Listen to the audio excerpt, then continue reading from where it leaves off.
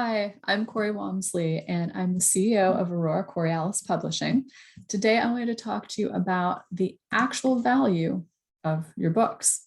So, sometimes, whenever you're a new writer, you start thinking about whether you're actually going to make a return on this investment, because writing a book does take some investment.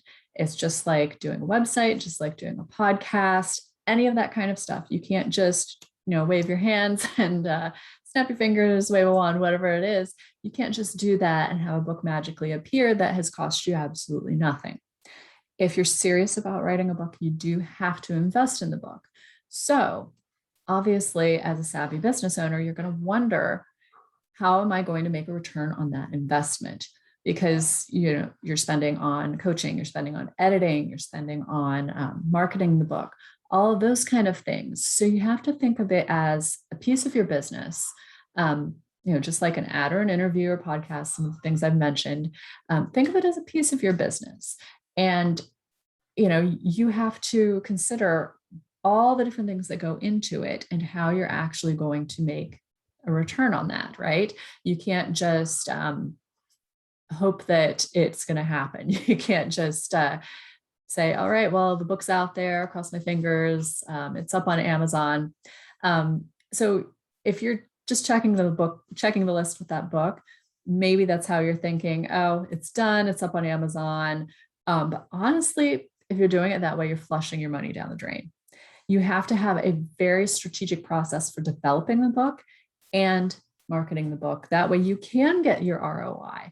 You can put out a professional book, take steps toward your audience with that book, help attract them to you, because it lets you be seen in a bigger way, right?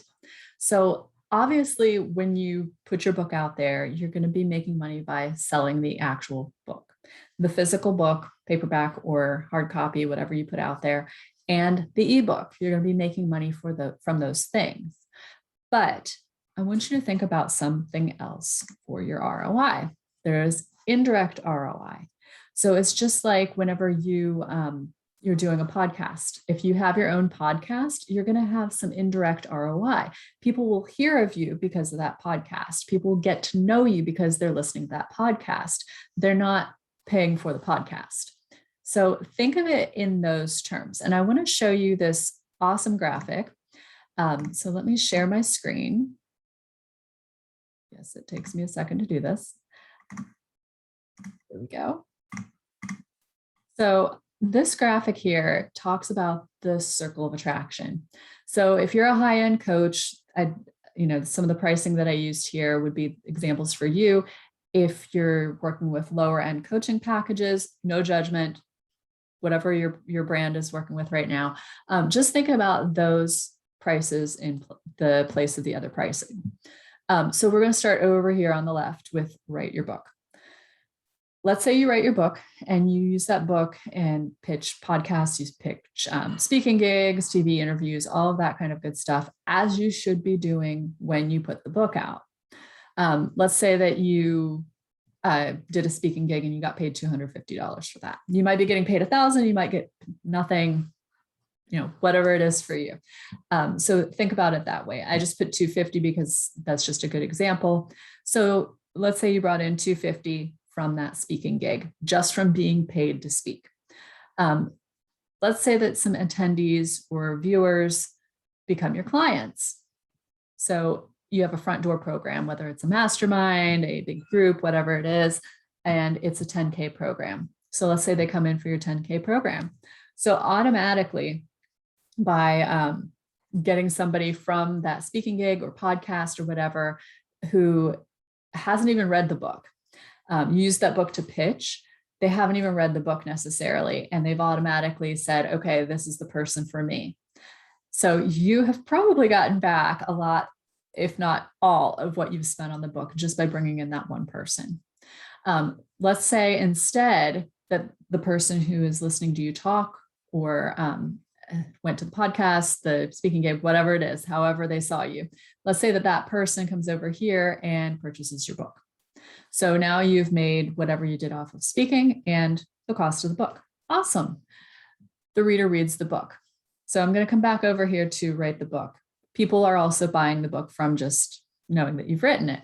So we come down to here, reader reads the book. Now, here's all the stuff that spins off from your reader reading the book. In one case, the reader might say, this person's awesome and I need to go to their talk. So they go listen to you speak. In another case, they read the book and become a coaching client, which is obviously what you want to be doing with your book.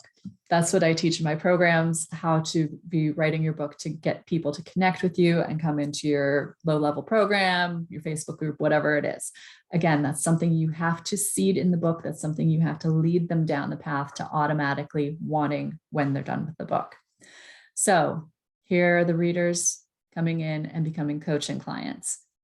Awesome goal. And you can see if you have a front door program that's like 10K, that's what you're making off of one person reading your book.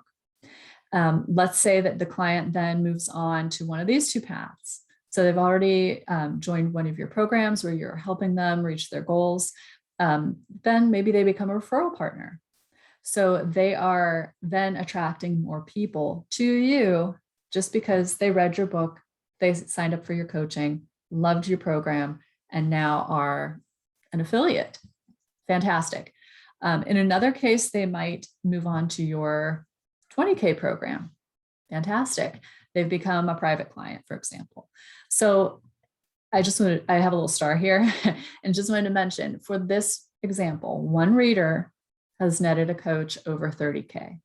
So this is just kind of a map so you can see exactly how a book can turn a reader into a client. This is something that's so simple for you to do. All you have to do is be authentic, write your book, share your story, get it out there. And when you've written it in the way that I teach my clients to do, it automatically attracts more people. So I'm actually going to have this, this sheet available. If you want a copy of it, just shoot me an email, Corey@CoreyWamsley.com, put Circle of Attraction in the email subject line, and let me know that you'd like a copy of this sheet to refer to, and I will send you the PDF.